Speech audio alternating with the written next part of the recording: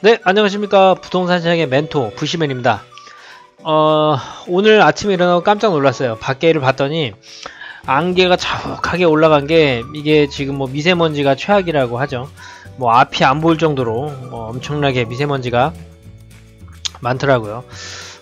그래서 이제 마스크를 낄까 말까 하다가 답답한 게 싫어서 끼진 않았는데 지금 약간 목이 칼칼한 느낌이 듭니다. 뭐 아무튼 지금 2019년도에 벌써 3주차가 됐는데 기존에 계획하셨던 계획들은 잘 이루고 계신지 궁금하네요. 저도 올해 계획을 많이 세웠지만 지금까지 생각보다 계획이 좀 잘 이루어지고 있어요. 저한테 굉장히 지금 박수를 쳐주고 싶은 그런 상황입니다. 자, 오늘은요, 지난 시간에 저희가 신도시 아파트 투자법 중에서 분양 연쇄 효과에 대해서 알아봤어요. 그러니까 옆 단지가 계속적으로 이제 분양을 하면서 아파트 가격이 상승하는 걸 봤는데, 그 이후에 지금 실거주 A씨의 선택별 비교 및 실제 사례를 한번 보고 좀 더 이야기를 이어나갈까 합니다. 네. 그러면 지난주에 그러니까 실거주 A씨의 선택별 비교인데, 지난주에 이제 역세권과 이제 엽세권이 있었고, 거기에 대해서 어떤 물건을 어떻게 매수하는 것이 좋으냐에 대한 선택별 비교를, 네, 지금부터 시작합니다. 자, 실수요자 A씨인데, 현금이 약 1억 정도 있어요. 그리고 신용대출이 1억 정도 가능합니다. 부부가 같이 맞벌이를 하는 거예요. 근데 이분들이 역세권 청약 탈락, 엽세권 청약 탈락. 그러니까 그 도시에 이제 실수요자, 실거주를 하고 싶은데 청약을 넣을 때마다 탈락하는 거야. 떨어지고 3대1, 막 2대1도 떨어지고. 그러니까 이분들이 이제 어떻게 할 거냐라는 이제 조언을 받고 같이 좀 조사를 하기 시작했어요. 그리고 뭐 아시다시피 지금 신용대출이 1억 정도 나온다는 거는 뭐 각각 뭐 0.5억, 그러니까 5천만 원 나온다고 해도 이 정도 신용대출 나올 정도면 급여가 꽤 되는 분들이에요. 근데 급여가 이 정도 되는 분들은 아시다시피 특별 공급을 넣을 수 없죠. 그러면 결국 일반 공급인데, 일반 공급에서 청약 당첨되기가 정말 힘들어요. 그러니까 요즘에는 무주택자들이 청약 당첨될 확률은 높아지긴 했지만, 그래도 특별 공급이 아닌 일반 공급은 사실 뭐 뺑뺑이 굉장히 되기가 어렵죠. 그래서 저는 그러니까 이런 분들 특별 공급은 못 넣는 뭐 보통 뭐 대기업이나 혹은 뭐 중견기업 아니면 급여가 좀 되시는 분들은 그냥 좋은 아파트를 대출을 끼고 매수하는 걸 오히려 더 추천드립니다. 기다리다가 좋은 아파트는 결국 가격 상승은 더 되고, 아파트 분양권은 잡기가 너무 힘들고, 네, 그냥 차라리 저는 매수라는 게 낫다고 봐요. 그래서 그 당시에 이제 역세권 아파트를 매매를 전세를 끼고 하느냐, 역세권 아파트를 월세를 끼고 하느냐, 혹은 이 분양권, 그러니까 사고 싶은 분양권 떨어진 것을, 그러니까 청약을 넣어서 떨어진 분양권을 전매를 해서 사느냐인데, 전매 이제 플러스 1년을 기다려야 될 상황이었어요. 그래서 그 당시에 이제 여기 그 지역 조사를 갔더니 이 선택 B를 해야겠다라고 추천을 했고, 그분들도 약간의 좀 불확실성이 있었지만 결국은 그렇게 진행을 했습니다. 어떻게 됐는지 한번 볼게요. 그때 제가 이제 이 지하철역이 있으면 지하철역의 주변은 이제 역세권이라 그랬고, 이 옆에 있는 거는 엽세권이라 그랬어요. 그래서 지금 엽세권 아파트가 분양 예정인데, 이 엽세권 아파트의 분양가가 이 역세권의 지금 매가, 그러니까 분양가가 3.4억이었는데 매가가 지금 4억이면 플러스 6천만 원이 프리미엄이 붙은 거잖아요. 근데 플러스 6천만 원 프리미엄을 얘들 분양할 때 이 건설사가 다 넣고 분양가를 책정한다고요. 얘들이 바보가 아닌 이상. 그렇게 되면 그러니까 여기를 분양에 당첨되고 싶은 청약자들이 청약을 하겠죠. 근데 당첨이 이제 몇 명 안 됐어요. 안 됐을 때 그 나머지 탈락자들은 어디로 눈을 돌리느냐. 그때는 장기적으로는 이 역세권으로 대부분 눈을 돌리게 된단 말입니다. 왜냐면 역세권이 일단 도시계획 자체가 좀 잘 돼 있고, 그리고 주거 환경이나 지하철 가까웠기 때문에 교통까지 좋아요. 그래서 장기적으로는 이 역세권이 가격 상승이 훨씬 크다, 엽세권보다. 그래서 좀 더 자세하게 알아보면, 자, 그 당시에 이제 비교한 아파트 시세입니다. 지금 입주 완료 아파트가 있었고, 그리고 입주할 아파트는 역세권이겠죠. 역세권이고, 얘는 엽세권 아파트 신규 분양권이었어요. 청약은 떨어졌고 1년 후에 분양권을 사냐 마냐인데, 이 역세권 아파트가 현재 그 당시 가격이 분양가 3억 4천에 프리미엄이 한 6천만 원 정도 해서 매가가 4억 정도 됐어요.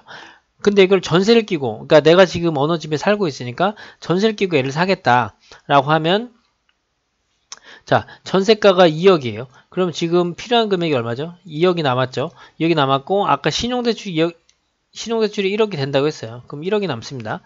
그러면, 그리고 실투자금, 현금이 1억 정도 있었죠. 그러면 이제 딱 아파트를 매수할 시기가 된 거예요.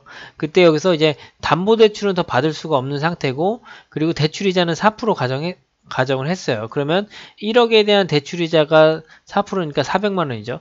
그래서 연간 내가 총 이 아파트 전세 끼고 매매했을 때 지출해야 되는 금액은 400만 원이죠. 그렇죠? 자, 근데 월세로 봤을 텐데 월세는 매가가 똑같이 4억이에요. 근데 월세 보증금이 2천만 원입니다. 그럼 지금 3억 8천만 원이 필요해요. 3억 8천만 원 필요하고 뭐 월세가 다달이. 그러니까 이거는 지금 그러니까 결국은 월세 보증금 2천에 월 100만 원을 맞춘 거예요. 예, 그리고 담보대출이 나왔죠. 그러니까 지금 전세 같은 경우는 매가가 4억이고 전세를 2억 껴놓고 했으면 담보대출이 잘 안 나옵니다. 예, 신도시기도 하고 담보대출 낀 거 세입자들 잘 좋아하지 않아요. 근데 월세를 낮춰 잡으면 담보대출이 나와요. 왜냐면 월세 보증금 플러스 담보대출 해도 2.2억밖에 안 되죠. 그러면 3.8억에서 2억을 빼면 1억 8천이 남았어요. 그쵸? 담보대출을 받았습니다. 풀로. 그리고 신용대출 1억 가정하면 이제 0.8억이니까 8천만 원만 있으면 돼요. 그래서 내 실투자금은 0.8억, 8천만 원 하면 이제 0억으로 딱 아파트를 매수할 수 있는 거고, 자, 그러면 이제 대출 이자인데, 지금 담보대출과 신용대출 총 3억을 받았어요, 대출을. 3억을 받았으면 3억에 4%면 1200만 원이죠. 그럼 연간 1200만 원이 이자로 나가는 거예요. 그럼 월 100만 원씩이에요. 굉장히 큰 금액이죠. 이 직장인으로서는 월 100만 원이라고 하면 굉장히 큰 금액이에요. 근데 여기서 웃긴 게, 우리가 월세가 월 100만 원씩 들어오잖아요. 그러면 월세 수익이 월 100만 원, 총 1200만 원이야. 그러면 대출이자랑 월세 수익이랑 똔똔이 되죠. 그러면 자, 전세를 샀을 때는 연간 400만 원의 이자를 지불해야 되고, 이자 상환 연간 400만 원의 이자를 지불해야 되고 원리금을 갚았어요. 근데 이 월세로 놓게 되면 그러니까 월세랑 대출이자가 정확히 똔똔이 되는 거예요. 똔똔이 되니까 이자 상관없이 원리금만 갚게 됩니다. 무슨 말인지 아셨죠? 그리고 이제 분양아파트의 분양권을 사는 옵션을 생각했는데 그 당시에 4억에 분양을 했고 경쟁률이 괜찮아서 초기 프리미엄이 3천만 원 나왔어요. 그럼 계약금 치고 매가하면 4.4억인데 뭐 담보대출하고 신용대출 넣으면은 사실 내 돈 실투자금은 들어간 게 없어요. 이게 뭐 사실 분양권이 좋은 거죠. 초기 계약금 10%만 내고 2년 정도 끌고 갈 수 있는 거. 근데 웃긴 거 뭐냐면 자, 전매가 있죠, 전매. 이 당시에 전매가 1년이 있었단 말이에요. 그러니까 이 아파트가 예를 들어 이 분양권을 4억에 프리미엄 0.35 붙은 4억 3천만 원에 그냥 청약 끝나자마자 바로 산다. 그러면 이것도 괜찮은 옵션이에요. 왜냐면 그러니까 4억 3천을 주는 게 아니고 그냥 계약금 10% 4천만 원 플러스 3천만 원 요 딱 7천만 내고 이제 2년을 끌고 가는 거잖아요. 근데 그 당시에 전매가 안 됐고 입지적으로도 이 역세권 아파트를 따라갈 수 없었어요. 그래서 그 실제 사례를 볼 텐데 이게 지금 2015년도 지금 한 4년 다 돼가네요. 4년 정도 전에 동탄 이신도시에서 이 역세권을 살 거냐, 옆세권을 살 거냐 했던 실제 사례입니다. 자, 이 동탄 이신도시의 좀 성격을 잘 보셔야 되는데 동탄 이신도시는 일단 여기 동탄역이 있습니다. 이 동탄역이 SRT역과 GTX-A역이에요. 네. 그렇게 되고 이쪽을 현재 지금 시범단지라고 되어 있어요. 시범단지. 예. 시범단지. 그래서 자, 다시. 그러면 동탄역이 있고 역세권 아파트는 한 요 정도까지 바운더리를 봐요. 예. 여기서 도보로 이동할 수 있는 요 정도 거리. 요 정도까지를 역세권이라고 보고 그 다음에 이제 뭐 자이나 파크뷰 그리고 이쪽 시범 이쪽 아파트들은 옆세권 정도 되겠죠. 그러니까 역세권 바로 옆에 있는 아파트들이에요. 그러면 아파트 가격 상승은 역세권, 그러니까 입지 좋은 아파트가 먼저 치고 올라가면 그 뒤에 옆세권 아파트들이 따라 올라가는 요 형국이 됩니다. 근데 그 당시에 고려사항이 뭐냐면, 자, 그때 예미지 파크뷰가 분양을 앞두고 있었어요. 2015년 4월경이었는데 33평 기준 4억이었어요. 분양가가. 네, 이 상태였고, 그때 이 역세권 아파트의 시세를 봤더니 계룡 아파트가 한 4.0에서 4.1억, 여기 3에서 4.4 이 정도 됐어요. 그래서 처음에는 여기 청약을 넣었죠. 청약을 넣기를 바랬는데 청약이 떨어졌어. 그래서 어떻게 할 거냐라고 고민을 하길래 이쪽에 금매 나온 4억짜리 아파트가 있었어요. 시범 계룡 아파트. 그래서 역세권 아파트에 이 시범 계룡 아파트를 4억에 월세로 맞춰서 사자라고 제안을 한 거예요.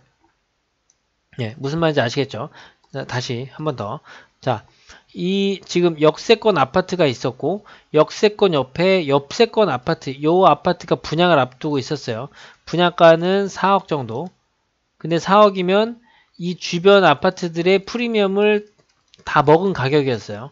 그래서 이 4억 정도 되는 아파트를 청약을 넣어서 떨어져서 실수요자 하시는 분들이 이제 어떻게 해야 되냐 해서 이쪽 시범 계룡 아파트 뭐 여길 꼭 집은 건 아니에요. 그러니까 역세권 우남, 센트럴샵, 대원 이 중에 계룡 요 중에 그 한 4억 정도에 4억 천 정도 그리고 월세가 맞춰질 수 있는 아파트를 찍어서 그걸 사자라고 제안을 한 거죠. 결국은 시범 계룡 리슈베를 샀습니다. 근데 보시면 알겠지만 지금 여기는 천이에요. 여긴 천이고 여긴 천이고 이쪽은 이제 대로예요. 이쪽 한 6차선 되는데 그러면 장기적으로 봤을 때 지금 이 시범단지를 임장 가니까 입지가 너무 괜찮은 거예요. 왜냐면 그 지금 학교가 다 어떻게 돼 있어요? 학교가 다 공원을 끼고 있죠. 공원을 끼고 있고 이 도로 자체가 전부 다 어린이 보호구역 1차선입니다. 네. 차가 빨리 못 달리는 길이에요. 그리고 이쪽에 지금 뭐 CGV 있죠. 그리고 지금 동탄역 도보로 이용할 수 있죠. 그래서 이 시범단지가 갈 수밖에 없겠다 라고 생각이 들어서 이쪽 지금 천을 건너야 되는 파크뷰보다는 현재 가진 현금 1억과 신용대출 1억 그리고 월세 보증금 2천에 월 100만원씩 해서 계룡 아파트를 매매를 한 거죠. 그렇게 돼서 지금 시범 계룡 리슈빌과 예미지 파크뷰를 봤을 때 매가가 이 정도였고 매가 비슷했어요. 그리고 분양가도 비슷했고 입주는 이제 15년도에 했었고 그리고 즉시 매매가 가능했고 그리고 금매가 지금 뭐 4.1억 그리고 뭐 금매가 4.1억에서 뭐 4.0억 결국은 4.4억에 샀습니다. 그리고 월세가 보증금 2천에 월 100만원 해서 이쪽이 학군과 입지와 주거 환경이 좋기 때문에 이쪽을 사자 해서 이제 이쪽을 매매를 했던 사례입니다. 그래서 이 잠깐 매매 사례를 자 네이버 네이버 부동산을 들어가 볼게요.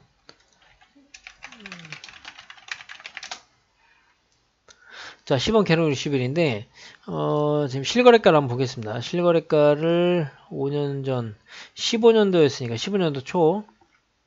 자, 15년도 초에 한 4억 3천. 4억 3 너무 많이 찍혔는데. 잠시만요. 좀 한번 찾아보죠. 2015년도 4월경이니까 2015년도 5월. 네.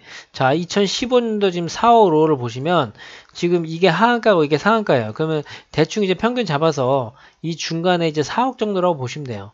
예. 그 당시에 이제 4억에 잡았고 4억에 잡은 아파트가 결국은 이제 2년 지나서 아까 자, 파크뷰가 입주할 2017년 10월 정도 갔을 때 2017년 10월 정도 갔을 때 지금 얼마가 됐습니다. 지금 한 5억 한 1, 2천 정도 됐겠죠. 예, 그 사이에 약 한 1억 정도의 시세 차익이 생겼어요. 그러니까 자, 월세를 맞춰놓고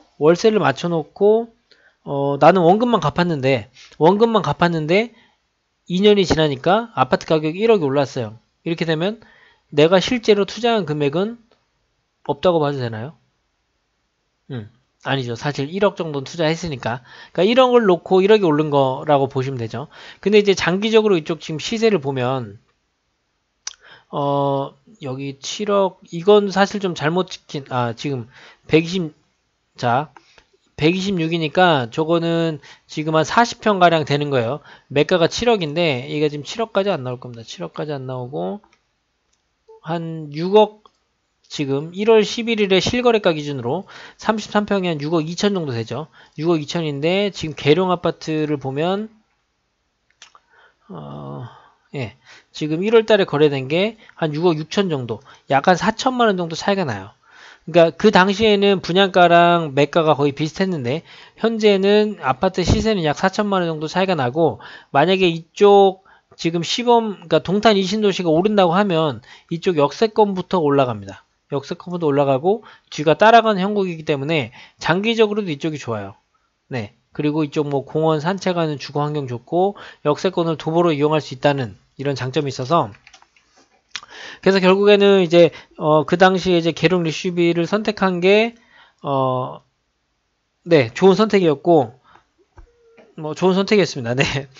네, 그리고 지금 네, 간략하게 다시 정리하면 그때 입주 완료 역세권 아파트를 월세로 사는 것이 지금 그러니까 신용대출이자, 그러니까 신용대출, 담보대출 해서 대출이자와 월세 수익을 똔똔시키니까 나는 2년 동안 원리금만 상환하면 됐고, 원리금 상환은 2년 후에 아파트 시세 차익이 1억이 생겼으니까 네, 이게 더 이제 투자 가치로서는 더 좋은 거죠. 근데 물론 이렇게 좀 쉽게 접근할 수 있겠지만 뭐 현금과 신용대출이 있었다는 가정이고, 그리고 이런 방법은 사실 실수요자, 그러니까 내가 여기서 실거주를 하겠다는 분들한테는 되게 어울리는 방법인데 실제 투자에는 어울리진 않아요. 그러니까 이 지역에 살 게 아니고 그냥 나중에 투자하겠다라고 하면, 왜냐면 내 돈이 다 묶여버리는 거니까 그렇게 추천해드리진 않고, 내가 이제 실거주로 살고 싶다 그런 분들만